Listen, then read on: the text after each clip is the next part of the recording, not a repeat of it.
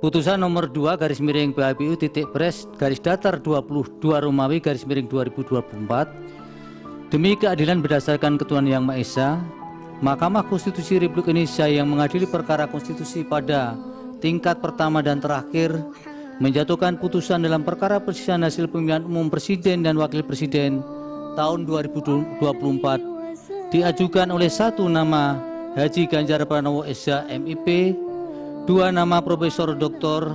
HM Mahfud MD SH SU MIP, pasangan calon presiden dan wakil presiden dalam pemilihan umum presiden dan wakil presiden tahun 2024 nomor urut 3. Dalam hal ini berdasarkan surat kuasa khusus bertanggal 21 Maret 2024 memberi kuasa kepada Profesor Dr. Todung M. Lubis SH LLM dan kawan-kawan, kesemuanya adalah advokat dan atau konsultan hukum yang tergabung pada Deputi Hukum Tim Pemenangan Nasional Ganjar Mahfud yang bernulis hukum di HKN L lantai 5 gedung TPN Ganjar Mahfud, Jalan Kebun Sirih nomor 40 Jakarta Pusat, baik bersama-sama atau sendiri-sendiri bertindak untuk dan atas nama pemberi kuasa. Selanjutnya disebut sebagai pemohon. Terhadap 1 Komisi Pemilihan Umum berkedudukan di Jalan Imam Bonjol nomor 29 Menteng Jakarta Pusat. Dalam hal ini berdasarkan surat kuasa khusus nomor 45 dan seterusnya tahun 2024 bertanggal 26 Maret 2024 memberi kuasa kepada Muhammad Afifuddin dan kawan-kawan yang kesemua adalah anggota Komisi Pemilihan Umum dan pegawai pada Komisi Pemilihan Umum Republik Indonesia serta advokat atau konsultan hukum pada kantor hukum Perma Hikon berkedudukan hukum di Jalan Imam Bonjol nomor 29 Menteng Jakarta Pusat, baik sendiri-sendiri maupun bersama-sama bertindak untuk dan atas nama pemberi kuasa. Selanjutnya disebut sebagai termohon. 2. Nama Prabowo Subianto.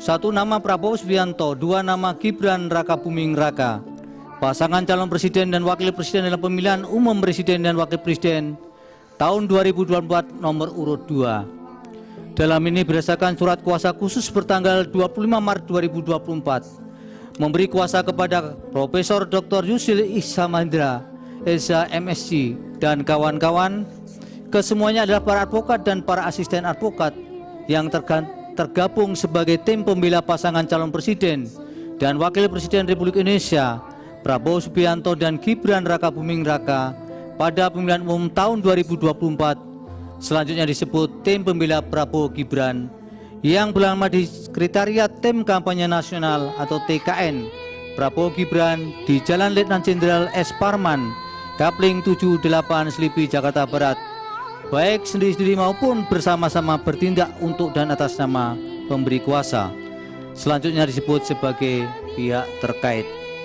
Membaca permohonan pemohon, mendengar keterangan pemohon, membaca dan mendengar jawaban termohon, membaca dan mendengar keterangan pihak terkait, membaca dan mendengar keterangan Badan Pengawas Pemilihan Umum atau Bawaslu, membaca dan mendengar keterangan ahli pemohon, termohon, pihak terkait, Bawaslu, mendengar keterangan saksi pemohon, termohon, pihak terkait, Bawaslu, maksudnya dan Bawaslu, membaca dan mendengar keterangan Menteri Koordinator Bidang Perekonomian Republik Indonesia, Menteri Koordinator Bidang Pembangunan Manusia dan Kebudayaan Republik Indonesia, Menteri Keuangan Republik Indonesia dan Menteri Sosial Republik Indonesia, membaca dan mendengar keterangan Dewan Kehormatan Penyelenggara Pemilu atau DKPP, membaca kesimpulan pemohon, termohon, pihak terkait dan Bawaslu, membaca keterangan amicus curiae dari petisi Brawijaya atau Barisan Kebenaran untuk Demokrasi, Tim Pembela Demokrasi Indonesia TPDI dan Pergerakan Advokat Nusantara Perkat Nusantara, Aliansi Akademisi dan Masyarakat Sipil, Tonggak Persatuan Gerakan untuk Nusantara atau TOPGUN, Pusat Kajian Hukum dan Keadilan Sosial Fakultas Center for Law and Social Justice, Hukum Universitas Gadjah Mada, Panji R. Hardinoto, M. Busro Mukodas dan kawan-kawan, organisasi kemasyarakatan, Dewan Mahasiswa Jusisia Fakultas Hukum Universitas Gadjah Mada, Badan Eksekutif Mahasiswa Fakultas Hukum Universitas Pajajaran, Badan Eksekutif Mahasiswa Fakultas Hukum Universitas Diponegoro, dan Badan Eksekutif Mahasiswa Fakultas Hukum Universitas Airlangga, Megawati Soekarno Putri yang disampaikan oleh Hasto Kristianto, Forum Advokat Muda Indonesia atau FAMI, Yayasan Advokat Hak Konstitusional Indonesia Yakin, Aliansi Penegak Demokrasi Indonesia APDI, Stefanus Hendrianto, serta komunitas Cinta Pemilu Jujur Adil KCP Jurdil. Memeriksa alat bukti pemohon, termohon, pihak terkait dan Bawaslu. Duduk perkara dan seterusnya dianggap dibacakan. Pertimbangan hukum. Menimbang bahwa sebelum mempertimbangkan lebih lanjut permohonan pemohon penting bagi mahkamah untuk menegaskan oleh karena perkara perselisihan hasil pemilu presiden dan wakil presiden aku berkaitan dengan perkara nomor 1 dan seterusnya 2024 karena berasal dari satu peristiwa hukum yang sama, yakni penyelenggaraan pemilu presiden dan wakil presiden tahun 2024, sehingga pertimbangan hukum di dalam mempertimbangkan kedua permohonan diulang dalam kedua perkara tersebut antara perkara nomor 1 dan seterusnya 2024 dan perkara nomor 2 tahun 2024 saling berkaitan dan berkelindan sehingga tidak dapat dipisahkan satu dengan yang lainnya dan merupakan satu kesatuan yang tidak terpisahkan. Oleh karena itu, jika terdapat pertimbangan hukum yang terkesan duplikasi atau redundancy, maka hal tersebut adalah sesuatu yang tidak dapat dihindari oleh mahkamah karenanya dianggap saling melengkapi antara satu dengan lainnya. Kewenangan mahkamah. Dalam eksepsi, mahkamah berkesimpulan eksepsi tidak beralasan menurut hukum dan mahkamah berwenang mengadili permohonan pemohon. Tenggang waktu pengajuan permohonan. Mahkamah juga berkesimpulan permohonan diajukan masih dalam tenggang waktu yang ditentukan oleh peraturan perundang-undangan. Kedudukan hukum pemohon. Mahkamah juga berkesimpulan bahwa pemohon memiliki kedudukan hukum untuk mengajukan permohonan. Oleh karena itu, eksepsi yang terdapat dalam permohonan aku dianggap tidak beralasan menurut hukum. Menimbang bahwa oleh karena eksepsi termohon dan eksepsi pihak terkait tidak beralasan menurut hukum, selanjutnya mahkamah akan mempertimbangkan pokok permohonan. Dalam pokok permohonan, menimbang bahwa dalam permohonannya pemohon memohon pembatalan keputusan KPU 360/2024 tentang penetapan hasil pemilihan umum presiden dan wakil presiden, anggota Dewan Perwakilan Rakyat, Dewan Perwakilan Daerah, Dewan Perwakilan Rakyat Daerah Provinsi dan Dewan Perwakilan Daerah Kabupaten Kota secara nasional dalam pemilihan umum tahun 2024 bertanggal 20 Maret 2024 dengan alasan-alasan yang setelah mahkamah cermati dari keseluruhan berkas permohonan pemohon dapat dirumuskan dan dikelompokkan dalam pokok-pokok alasan sebagai berikut. Selengkapnya termuat dalam bagian duduk perkara, angka 1 sampai dengan 10 dianggap diucapkan. Terhadap masing-masing dalil tentang ketidakefektifan dan keberpihakan instrumen penegak hukum pemilu tersebut, maka mempertimbangkan sebagai berikut. Dalil pemohon mengenai DKPP melindungi termohon dengan cara tidak mengindahkan putusannya sendiri adalah tidak beralasan menurut hukum. Sementara itu, dalil pemohon mengenai anggapan adanya ketidakefektifan dan tidak netralan Bawaslu dalam menegakkan hukum pemilu pada pemilihan presiden dan wakil presiden tahun 2024 juga adalah tidak beralasan menurut hukum. Berdasarkan seluruh pertimbangan hukum, dalil pemohon yang menyatakan terdapat ketidakefektifan dan keberpihakan instrumen penegak hukum pemilihan umum inkasu Bawaslu dan DKPP adalah tidak beralasan menurut hukum. Dalil pemohon yang menyatakan terjadi intervensi presiden dalam perubahan syarat pasangan calon dan dalil pemohon mengenai dugaan adanya ketidaknetralan termohon dalam verifikasi dan penetapan pasangan calon yang menguntungkan pasangan calon nomor urut 2 sehingga dijadikan dasar bagi pemohon untuk memohon agar mahkamah membatalkan atau mendiskualifikasi pihak terkait sebagai peserta pemilihan umum presiden dan wakil presiden tahun 2024 adalah juga tidak beralasan menurut hukum. Dalil tentang Presiden Joko Widodo melakukan abuse of power dalam bentuk memanfaatkan anggaran pendapatan dan belanja negara atau APBN untuk menjalankan program bantuan sosial yang dipolitisasi dengan tujuan mempengaruhi pemilih untuk pemilihan pasangan calon presiden dan wakil presiden nomor 2 tidak beralasan menurut hukum.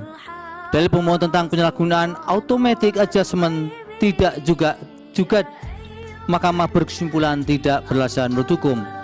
Dalil pemohon mengenai peningkatan pesat pembagian bansos di masa pemilu presiden dan wakil presiden tahun 2024, mahkamah juga berkesimpulan yang sama sebagaimana di permohonan nomor 1 tidak beralasan menurut hukum. Demikian juga dalil pemohon perihal dengan politisasi yang dilakukan Menteri Perdagangan Zulkifli Hasan dan kemudian terjadinya politisasi pembagian bansos secara masif di seluruh penjuru Indonesia selama periode pemilu presiden dan wakil presiden tahun 2024, Mahkamah juga berkesimpulan tidak beralasan menurut hukum. Dalil pemohon juga mendalilkan Presiden Jokowi menginstruksikan percepatan pencarian dana bantuan bansos agar bertepatan dengan proses pemilu presiden dan wakil presiden tahun 2024 berupa bantuan dampak fenomena El Nino mulai Januari 2024. Mahkamah berkesimpulan juga tidak beralasan menurut hukum. Sementara itu yang terakhir berkaitan dengan penjangkaran atau anchoring ide di masyarakat melalui program bansos pada pasangan calon nomor 2 atau pihak terkait adalah pasangan calon yang didukung oleh Presiden Jokowi juga tidak beralasan menurut hukum. Menimbang bahwa selanjutnya pemohon mendalilkan nepotisme yang dilakukan oleh pemohon Jokowi dan melahirkan abuse of power yang terkoordinasi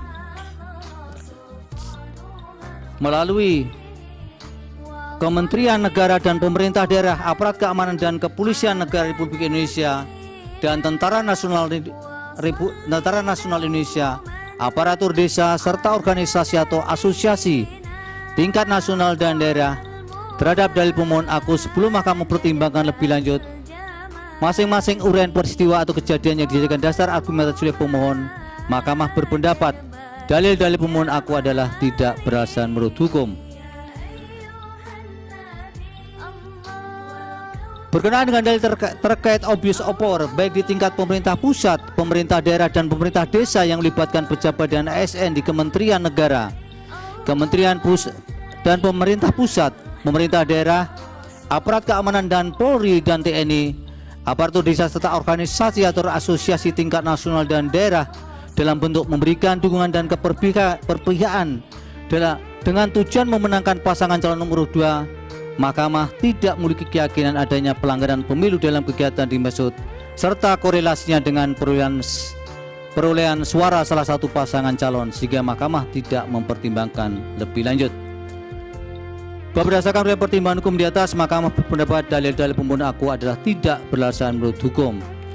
Berdasarkan uraian pertimbangan hukum tersebut di atas, dalil-dalil pemohon berkenaan dengan nepotisme yang dilakukan oleh Presiden Joko Widodo dan melahirkan abuse of power yang terordinasi dengan tujuan memenangkan pasangan calon nomor 2 dalam satu putaran pada pemerintah pusat dan seterusnya adalah tidak beralasan menurut hukum.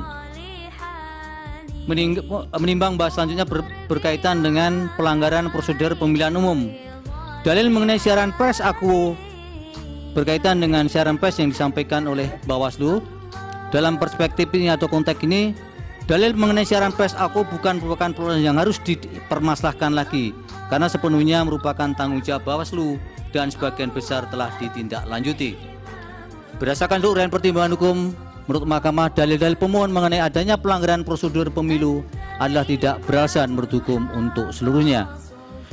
Menimbang bahwa berdasarkan uraian pertimbangan hukum di atas, Mahkamah berpendapat permohonan pemohon tidak beralasan menurut hukum untuk seluruhnya. Menimbang bahwa terhadap dalil-dalil lain serta hal-hal lain tidak dipertimbangkan lebih lanjut karena dinilai tidak terdapat relevansinya. Oleh karena itu, jika masih terdapat fakta hukum dalam persidangan, baik yang didalilkan atau tidak didalilkan oleh pemohon, belum dinilai dan dipertimbangkan, Mahkamah meyakini hal tersebut tidak dapat membuktikan adanya relevansi dengan signifikansi perolehan suara atau hasil yang merupakan prinsip dasar dalam mengungkap perselisihan hasil tentang pemilihan umum sebagaimana diamanatkan dalam pasal 24C ayat 1 Undang-Undang Dasar 1945. Dengan demikian, putusan yang dijatuhkan Mahkamah aku adalah putusan yang dipandang telah tepat berdasarkan bukti-bukti dan fakta hukum dalam persidangan dan telah memenuhi prinsip-prinsip hukum dan keadilan sebagaimana dimaksud dalam pasal 24 ayat 1 Undang-Undang Dasar 1945. Konklusi, berdasarkan penilaian atas fakta dan hukum sebagaimana diberikan di atas, Mahkamah berkesimpulan eksepsi termohon dan eksepsi pihak terkait berkenaan dengan kewenangan adalah tidak beralasan menurut hukum.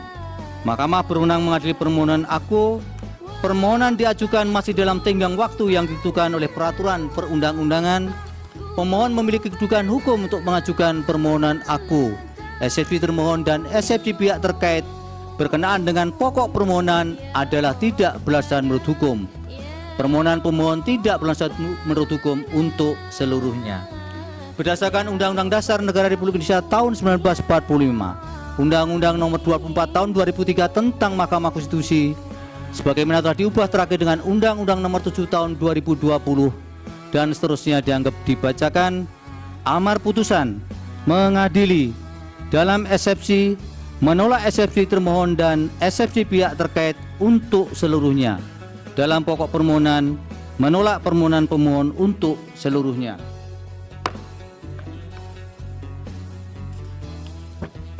Pendapat berbeda terhadap putusan Mahkamah Konstitusi aku.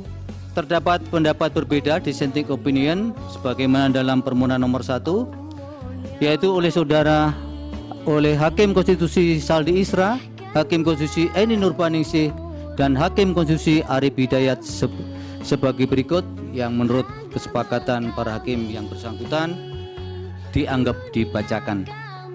Demikianlah diputus dalam rapat pemusatan hakim oleh 8 hakim konstitusi, yaitu Soeharto selaku ketua merangkap anggota, Saldi Isra, Arif Hidayat, Eni Nurbaningsih, Daniel Semik Pepoe, M. Guntur Hamzah, Ridwan Mansur, dan Arsul Sani, masing-masing sebagai anggota, pada hari Rabu tanggal 17 bulan April tahun 2024, yang diucapkan dalam sidang pleno Mahkamah Konstitusi terbuka untuk umum pada hari Senin tanggal 22 bulan April tahun 2024, selesai diucapkan pukul 15:11 waktu Indonesia Barat oleh 8 hakim tersebut, dengan dibantu Eri Satria Pamungkas, Anak Agung Dian Onita, Radian Primanugraha, Jepri Porkonatan Tarigan, Hani Adani, Ria Indriani, Wilma Sidalahi, Nur Lydia Stefani Hikmah, Siska Yosepin Sirait, Penny Tripurnamasari,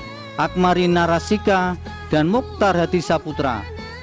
Masing-masing adalah panitera pengganti pada Mahkamah Konstitusi dengan dihadiri oleh pemohon dan kuasanya, oleh termohon dan kuasanya, pihak terkait atau kuasanya, dan Badan Pengawas Pemilihan Umum. Demikian putusan yang diucapkan oleh Mahkamah pada hari ini untuk perkara nomor 1 dan nomor 2. Untuk salinan putusan akan dikirim oleh Mahkamah setelah putusan ini diucapkan, atau selambat-lambatnya 2 hari kerja setelah putusan ini diucapkan. Demikian, terima kasih kepada semua pihak atas perhatiannya. Dengan demikian, sidang selesai dan ditutup. Hadirin dimohon berdiri.